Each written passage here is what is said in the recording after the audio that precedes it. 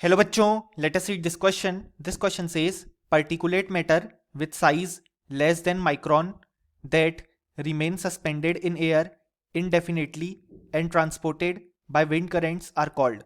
और हमारे ऑप्शंस हैं option A fumes, option B mist, option C aerosols, option D suit.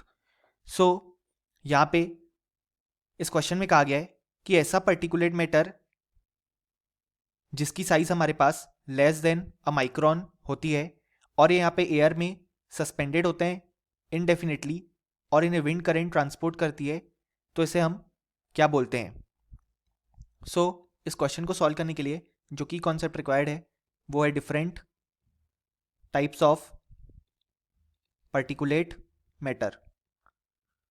अब यहाँ पे डिपेंडिंग अपॉन दी साइज अलग अलग तरीके के पर्टिकुलेट मैटर होते हैं. अब हमारे पास जो क्वेश्चन में पूछा गया है वो उस पर्टिकुलेट मैटर की बात की गई है जिसकी साइज लेस देन माइक्रोन या basically size less than 1 micron होती है.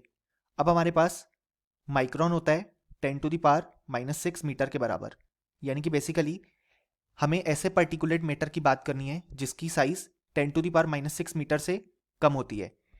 सो यहाँ पे ये ऐसे पर्टिकुलर मैटर को हम एरोसोल्स बोलते हैं.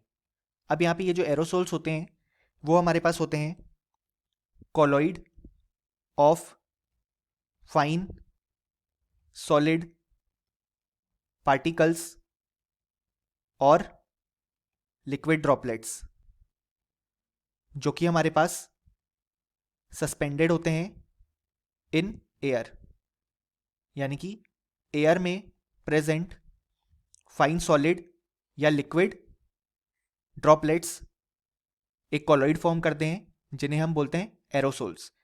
अब यहाँ पे जैसा कि हमने देखा इनकी साइज जो है 1 माइक्रोन से कम होती है, यानी कि 10⁻⁻⁶ मीटर से कम होती है, और ये यहाँ पे एयर में सस्पेंडेड होते हैं फॉर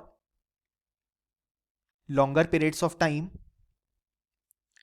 यानी कि बहुत समय के लिए ये एयर में ऐसे ही सस्पेंडेड होते हैं एंड इन्हें ट्रांसपोर्ट किया जाता है बाय दी विंड करेंट्स.